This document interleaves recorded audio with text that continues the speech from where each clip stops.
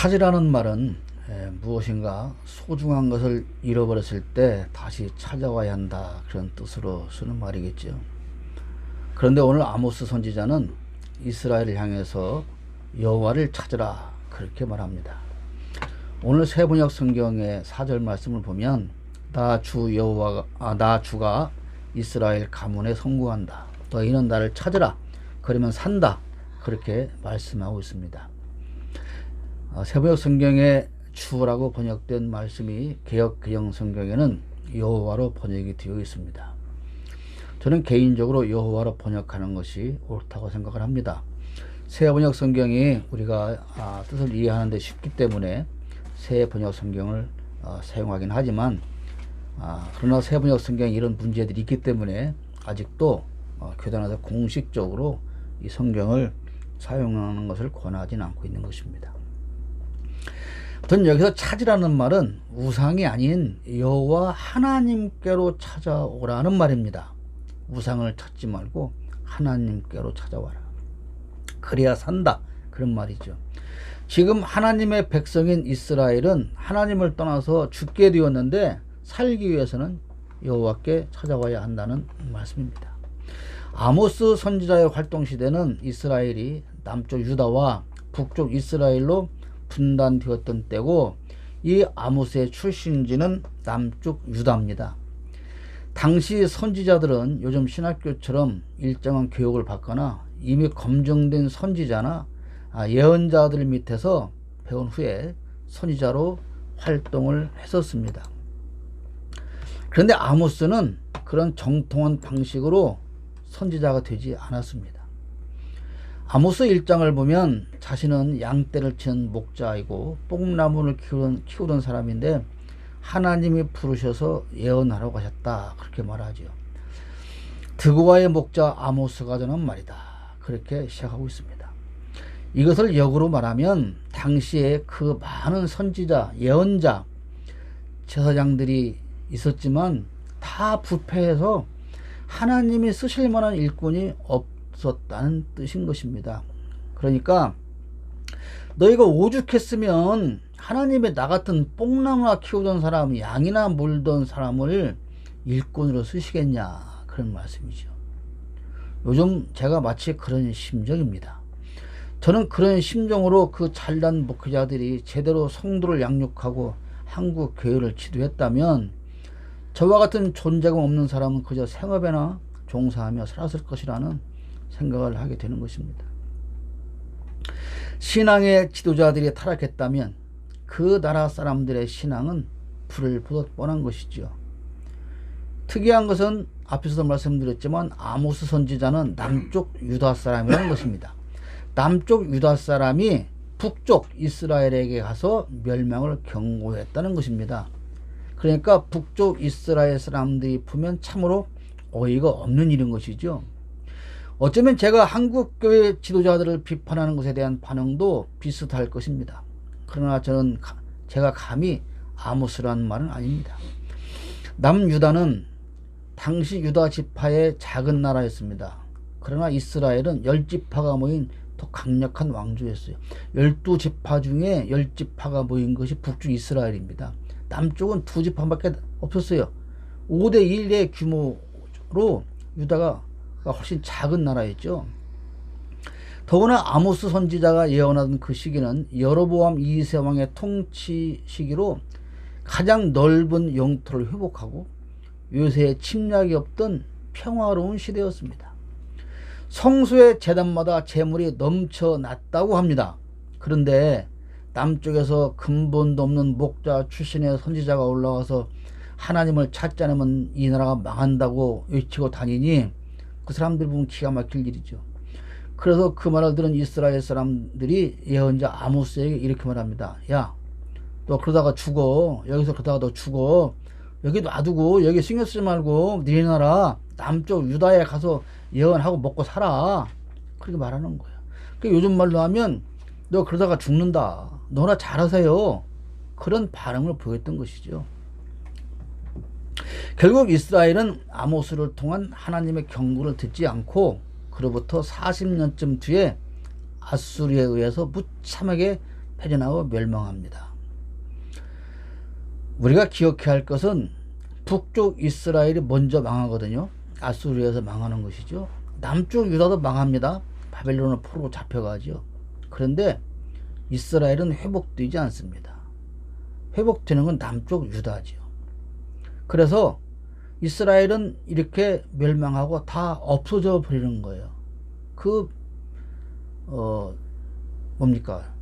하나님의 자녀라고 하는 그런 뿌리마저 흔들리고 다 흩어져 버리고, 그래서 혼합되어 버립니다. 이방인들과 혼합되어 버리는 거죠. 그래서 그 사마리아 지역에 살고 있는 그 원래 이스라엘 백성들의 후손을 유다 사람들이 생각할 때 개와 같다라고 생각하는 거예요. 혼혈로 혼합되어 버려서 그 정체성을 잃어버렸기 때문에 무시를 당하게 되었던 것이죠. 아모스는 하나님의 백성인 이스라엘을 향하여 하나님을 찾으라고 외쳤습니다. 그런데 그때는 이스라엘 성소마다 재물이 넘쳐났다고 합니다. 성소에는 제사하는 사람이 넘쳐나고 그들이 가져온 재물이 넘치는데, 하나님은 그들을 향해서 살고 싶으면 하나님을 찾아야 한다 라고 말씀하고 있는 거예요. 그런데 이런 아모스 선지자의 메시지를 들은 이스라엘의 반은 코웃음이었다는 것이죠. 아니, 우리들은 지금 하나님을 찾으라고? 아니, 우리가 얼마나 열성적으로 재물을 바치고 예배를 드리는지 몰라? 지금 성소에 재물이 넘쳐난다니까. 유다에는 성소가 하나밖에 없지만 북쪽에는 3개나 있다니까.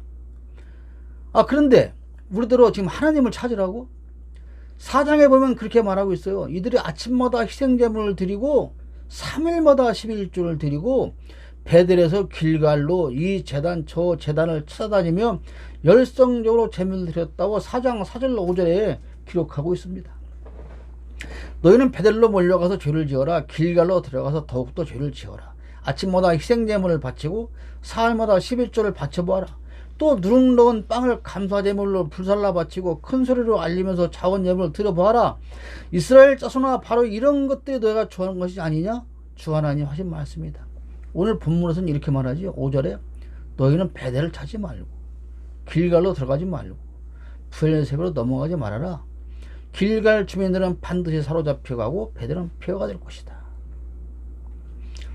자, 이 말의 의미를 살펴볼까요? 이스라엘은 아주 열심히 하나님을 섬긴다고 했습니다. 어디에서? 베델과 길갈과 브엘세바를 옮겨 다니면서 열심히 성수를 찾아 제물을 드렸어요. 이곳에 제물을 드리고 3일마다 11조를 드렸습니다. 그런데 하나님은 그들이 제사로 다니는 그곳에 가지 말라는 거예요. 제사로 가는 것이 죄라고 말합니다. 그게 4장 4절과 5절에 있는 말씀이요. 오늘 보면 5절에 있는 말씀인 거예요. 여러분, 만약에 오늘 하나님께서 기독교인들에게 야, 하나님이 말씀하신다. 너희는 제발 교회 좀 가지 마라. 제발 교회 좀 가지 마. 너희 교회 가서 예배하면 망해. 니들 제발 한국 교회 기독교인들아, 제발 주일날 예배당에 좀 가지 마. 가면 너네 망해.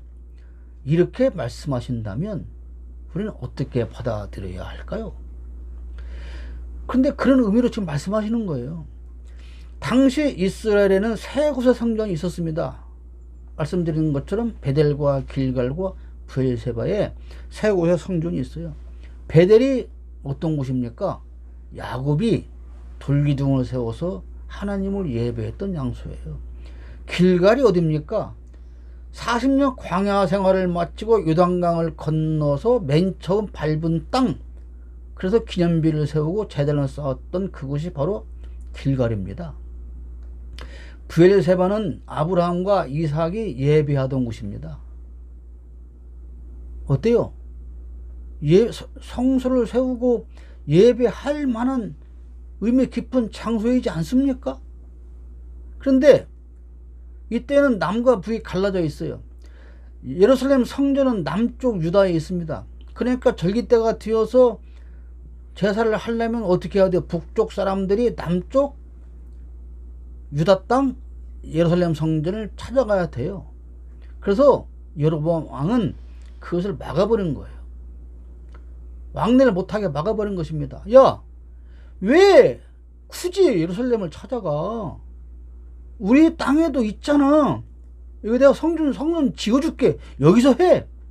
그리고 갈 길을 막아버린 거죠. 그래서 조상들이 예배 장소했던 세 곳의 성소를 세우고 금송아지 우상을 세워서 신앙을 변질시켜 버립니다. 여로보암이 그런 거죠. 인격체이신 하나님을 금송아지 형상으로 만들어 거기에 제사하고 제물을 바친 것입니다. 결국 하나님이 그렇게 금하셨던 가나안 땅의 우상 종교, 그리고 버리고 왔던 이집트의 우상 종교로 다 돌아가 버리고 만 거예요. 그들이 하나님을 찾지 않은 것이 아닙니다. 하나님을 찾았습니다. 그런데 문제는 하나님을 잘못 찾았기에 망한다는 것입니다. 하나님을 바르게 찾고 바르게 섬기기 위해서는 어떤 상황이든 당시에는 반드시 예루살렘의 성전을 찾아야 했었습니다. 그런데 이들은 하나님과는 상관이 없고 자기의 조상들과 상관이 있는 곳에서 임의로 하나님을 찾았던 것입니다. 하나님과 상관이 있는 곳, 그리고 조상들과 상관이 있는 곳. 이스라엘은 하나님께 제사한다고 생각하면서 제물과 11조를 드렸어요. 왜? 아니 우리 조상들이 여기서 이렇게 했잖아. 그러니까 어떻게 하는 것이 뭐가 잘못됐어? 이렇게 하는 건 맞는 것이지. 당연히 그런 생각으로 한 것이죠. 그러나 결국 하나님이 안 계신 곳에서 금송아지 우상에게 제물과 11조를 바친 것입니다. 야곱이 하나님을 만났던 베델, 길고 긴 광야의 여정을 마치고 드디어 요단강을 건너서 처음 밟았던 가나안 땅의 길갈, 자기들의 조상 아브라함과 이삭이 제사했던 브엘세바에서 하나님께 제사하는 것이 무엇이 문제냐고 그들은 아마도 생각을 했을 것입니다. 중요한 것은 사람이 생각해서 아무리 옳다고 생각을 해도 하나님 생각으로 그게 아니야, 그렇다면 아니라는 것입니다. 그들은 자신들이 정한 곳에서 자신들이 만든 하나님, 곧 금송아지 우상에게 제사를 했습니다. 오늘날 하나님을 믿는 사람들이 얼마든지 빠질 수 있는 무서운 오류를 눈에 보이는 번쩍이는 금송아지 우상 숭배를 통해서 이들은 지금 보여주고 있는 것입니다. 우리 앞에 금송아지 우상은 없습니다. 여러분, 한국 교회 어느 예배당을 가도 강단에 금송아지 세워놓은 곳은 없습니다. 하나님께 예배하러 나오는 신자들이 하나님의 인격을 전혀 모르고 전혀 마음의 교감도 없이 목석 우상 앞에 제사하고 돌아가는 것처럼 그렇게 예배 의식에만 참여하는 사람이 아주 많다는 것이 문제라는 사실이죠. 금송아지는 없으나 금송아지 앞에 갔던 그들과 다르지 않은 의식을 가지고 예배하고 돌아간다는 것입니다. 금송아지는 인격이 없는 물건이라는 것이 문제입니다.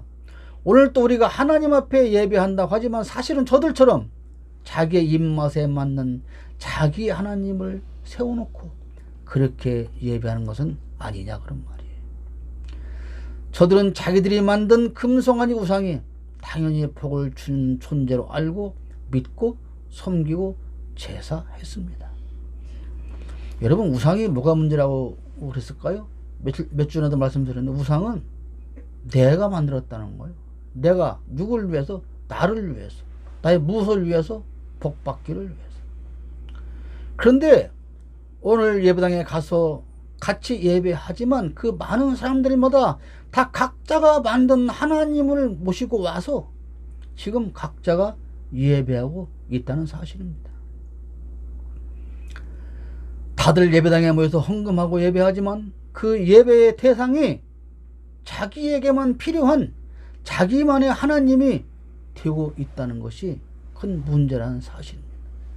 복 주는 하나님, 병 고치는 하나님, 부자로 만들어 주는 하나님, 내가 투기를 하든 정보를 빼나든 땅을 사면 그 값을 올려주는 하나님, 그런 하나님으로 알고 믿고 섬기고 그분 앞에 헌금하고 11조 한다면 그들이 하는 예배는 한낱 금송아지 우상 앞에 가서 하는 것과 전혀 다르지 않다는 사실입니다.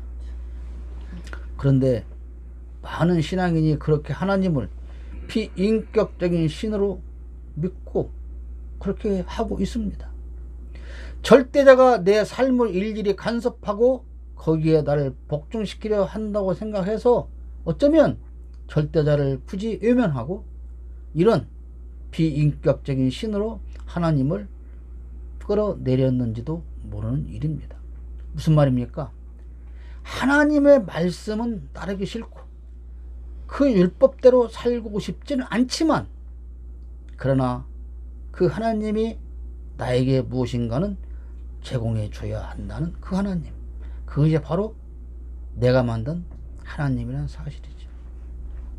아이들 말 들어보세요. 아이들이 부모가 하라고 하는 걸 합니까? 왜 해야 하냐고 그러죠. 왜 해야 돼? 왜 게임보다 공부를 더 많이 해야 돼? 왜 시험 기간에는 게임을 하면 안 돼? 그러면서도 자기에게 필요한 모든 것은 부모가 해줘야 한다는 생각. 우리가 볼 때 얼마나 철부지 생각이며 얼마나 철없는 생각입니까? 그런데 우리가 하나님 앞에 가서 그렇게 철없는 예배를 하고 있다는 사실입니다. 이스라엘이 멸망한 것은 성소에서 제사하지 않아서가 아니에요. 그대로 성소에서, 즉 우리로 말하면 예배당에서 예배했어요. 성소에서 제사했어요. 그런데 그들은 망했어요. 그것이 우리 한국 교회가 두려워해야 할 일이다 그 말입니다. 오늘 나 예배당 갔다 왔어요? 주일 지켰어요? 그러면 안 망하느냐? 그것이 아닐 수도 있다는 사실입니다. 분명히 베델과 길갈과 브엘세바에 세운 성소도 예루살렘의 그것과 같은 모양이고 같은 규격으로 지은 것입니다. 제가 가보았어요. 제가 이스라엘 여행할 때 사마리아에 있는 성소를 가봤습니다. 거기 제사장도 만났어요. 그 제사장은 지금도 똑같이 에봇을 입고 그 복장을 가지고 그 사마리아 성소를 지키고 있습니다. 그 제사장을 만나봤어요. 그 곳 역시 제사장이 있고 제사 의식도 여전히 변하지 않고 현재까지도 절기 때마다 제사를 한답니다. 희생제물을 바치는 그 양이 얼마나 많은지 피가 흘러내려가는 거대한 도랑을 자랑합니다. 이렇게 우리는 여기서 여전히 제사하고 있다. 우리가 옳게 제사하는 것이다. 우리가말로 그 전통을 지금 정통으로 지켜오고 있는 것이다. 그렇게 자부심을 가지고 그 사마리아 제사장은 우리에게 설명을 했어요. 예배당에서 성도라고 불리는 사람이 모여서 예배한다고 해서 그게 다 하나님과 상관이 있는 것이냐? 깊게 돌아보고 살펴봐야 할 이유가 있습니다. 하나님은 하나님을 하나님 되게 찾지 않는 우상 종교로 타락한 예배를 비참하게 만드실 거라고 하십니다. 너희들이 예배한다고 하지만 네가 만든 하나님 세워놓고 지금 거기다 무엇을 바치든 그것이 결국 너를 오히려 비참하게 만들 거야. 그런 경고를 지금 하시는 거예요. 길갈의 하나님이 아니라 베델의 하나님이 아니라 진짜 하나님을 찾아야 한다는 사실입니다. 6절 말씀 볼까요? 너희는 주님을 찾아라. 그러면 산다.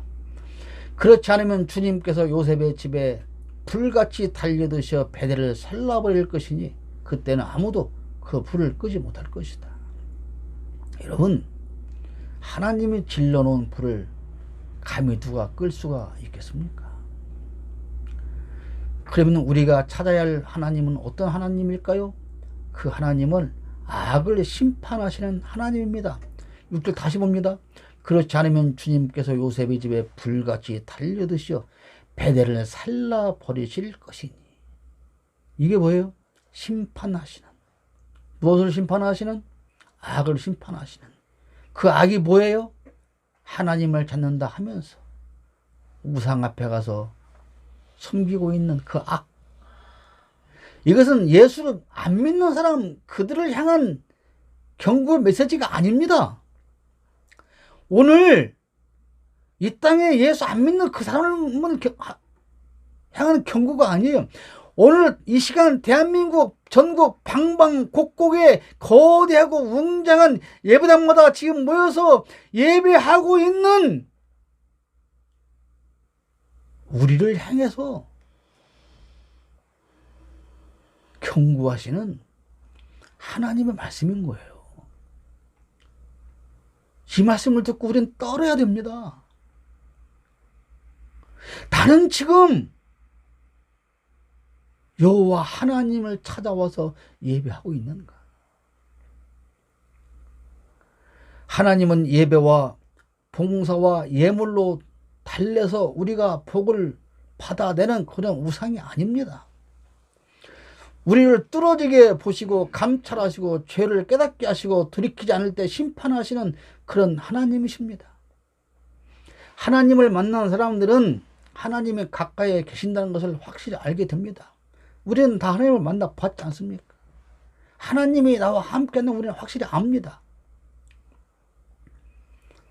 우리가 찾아야 할 하나님은 광활한 우주에 셀 수 없는 별무리를 만드시고 그 많은 별의 개수도 우리는 모르지만 하나님은 그 별들의 이름을 일일이 아시고 그 궤적을 정해서 운행하시는 그러한 전능하신 하나님이십니다. 사망과 생명을 주관하시고 역사의 밤과 낮을 바꾸시고 자연을 불러와 악을 심판하시는 그분이 바로 우리의 하나님이십니다. 강한 자에게 갑자기 패망에 이르게 하시는 분이 하나님이십니다. 하늘 높은 줄 모르던 전직 대통령들이 죄수복을 입고 끌려나오는 모습들을 보며 인간의 부귀영화가 한순간에 저렇게 추락한다는 사실을 우리는 알고 있지 않습니까? 마찬가지입니다. 지금도 우리가 이길 수 없는, 우리가 해체할 수 없는 그런 악한 무리들이 준동하고 우리와 함께 살고 있으나, 그러나 그들의 말로는 그렇게 멀지 않습니다. 하나님은 반드시 악을 심판하시는 분이십니다. 하나님은 우리를 뚫어지게 바라보시는 인격체입니다. 그냥 멀리 계신 절대자, 우리와 교감되지 못하는 목석과 우상처럼 소통이 안 되는 그런 하나님이 아닙니다. 이런 창조주 하나님, 심판의 하나님을 만났다면 우리의 양심은 말할 수 없는 두려움을 느끼게 됩니다. 이것을 알지 못하면 절대로 십자가에 못 박혀 돌아가신 예수님의 속죄를 이해할 수가 없는 것입니다. 하나님을 모르는데 우리가 어떻게 예수님을 이해합니까? 하나님을 모르는데 우리가 어떻게, 왜 그분이 어떤 심정으로 무엇을 위하여 십자가에 죽으셨는가를 어떻게 이해할 수가 있습니까? 하나님을 모르면 예수님을 알 수가 없습니다. 하나님을 모르기 때문에, 예수님을 모르기 때문에 오늘 많은 사람들이 예배는 그 자리에 섞여 있지만 나는 나만의 금송아지 하나님 앞에 지금 절하고 섬기고 있는 것입니다. 하나님을 찾는다고 하는 것은 이렇게 창조와 심판과 구원의 하나님을 찾아 만나는 것입니다. 오늘 8절과 9절에 말씀합니다. 묘성과 삼성을 만드시고 어둠을 여명으로 바꾸시며 낮을 캄캄한 밤으로 바꾸시며 바닷물을 불러 올려서 땅 위에 쏟으시는 그분을 찾으라. 그분의 이름 누구? 여호와시다. 그분은 강한 자도 갑자기 망하게 하시고 견고한 산성도 폐허가 되게 하신다. 여러분, 강한 자도 갑자기 망하게 하시고 견고한 산성도 폐허가 되게 하시는 일들을 우리 일평생 살면서 얼마나 많이 보았습니까? 순식 불과 1분도 안 되는 지진으로 인해서 수만 명이 사라져버리고 묻혀버리고 그러지 않습니까? 단 몇 분 만에 화산 폭발로 인해서 어떻게 지형이 바뀌는지 우리는 알고 있지 않습니까? 그런 것들을 주관하시는 분이 하나님이고, 그 하나님 앞에 우리는 아무것도 아닌 존재인 것입니다. 오늘 이 시간에도 전국의 수많은 예배당에서 수많은 그리스도인이 모여서 하나님께 예배합니다. 그러나 이제 한국 교회는 하나님을 찾아야 합니다. 내가 만든 금송아지 앞에 가는 것이 아니라 그 금송아지 형상이 아닌 창조주이시며 심판주 되시고 나의 아버지이신 그 여호와 하나님을 찾아야 합니다. 내가 만든 하나님은 하나님이 아닙니다. 오늘은 어린이 주일입니다. 여러분의 자녀들에게 어떠한 하나님에 대해서 알려주고 교육을 하시겠습니까? 그리고 지금까지 여러분들이 여러분 자녀들에게 알려주신 하나님은 어떤 하나님입니까? 금송아지 하나님을 알려주셨습니까? 창조주 만군의 여호와 아버지 하나님을 알려주셨습니까? 앞으로는 어떤 하나님을 보여주시고 알려주고 설명해 주시겠습니까? 내가 만든 하나님은 우상입니다. 절대자, 창조주, 우리의 아버지이신 하나님 여호와를 찾아서 만나시기를 축복합니다.